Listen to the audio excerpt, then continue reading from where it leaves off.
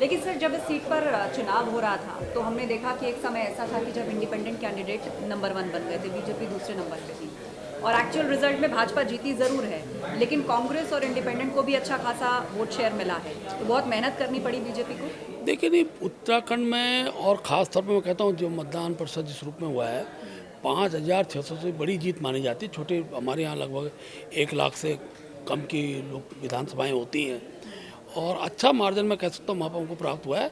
और मुझे नहीं लगता कि किसी बूथ पर केवल एक एक राउंड के एक बूथ के कारण हम एक जगह जरूर पीछे हुए, लेकिन लगभग 14 राउंड की गिनती थी। 13 राउंड में लगातार भारतीय जनता पार्टी हर बूथ पर जीतती चली गई और उसका परिणाम रहा कि हम लोग बहुत अच्छे मार्जिन से मैं कह सकता हूँ सीट को हम लोगों ने जीता है।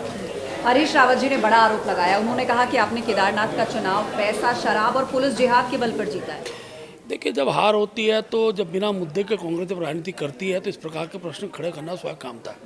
कांग्रेस ने शुरू से ही केदारनाथ के अंदर जो माहौल खड़ा करने का प्रयास किया, खास तौर पर केदारनाथ के जो धार्मिक स्वरूप है उसके बारे में प्रश्न खड़े किए, केदारनाथ की यात्रा को प्रभावित करने का काम किया। तो मैं कह सकता हूँ कि इन सब विषयों को जो जनता ने नकार दिया तो बौखलाहट में कम से कम प्रदेश के पूर्व मुख्यमंत्री इस प्रकार की बातें नहीं करनी चाहिए। और शांतिपूर्ण वहाँ पर मतदान हुआ और उत्साह के साथ लोगों ने मतदान किया। हमने शुरू से ही उस सीट पर मातृशक्ति को टिकट दिए, चाहे 2002 का चुनाव, उसके बाद के लगातार चुनाव में हमने वो मातृशक्ति को सम्मान दिया और वहाँ की जनता ने भी हर बार मातृशक्ति को विजयी बनाया है।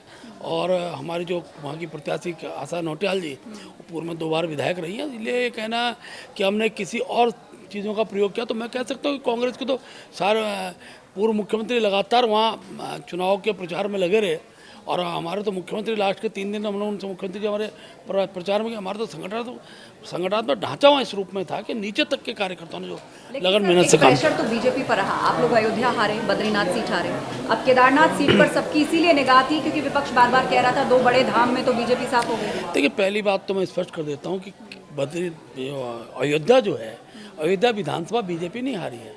अयोध्या लोकसभा के नाम से अयोध्या, ठीक है एक पक्ष हो सकता है उसको हम हमारी जो संगठन है उसको चिंता करेगा किस कारण रहे, लेकिन अयोध्या हम लोग जीते। और मैं शुरू से कांग्रेस को लोगों को कहता था कि बद्रीनाथ के अंदर उनके विधायक ने कांग्रेस छोड़ी थी और वो सीट कांग्रेस के विधायक की थी, उन्होंने अपनी सीट बचाई है, तो उसमें बहुत उत्साहित होने की अवस्था नहीं थी।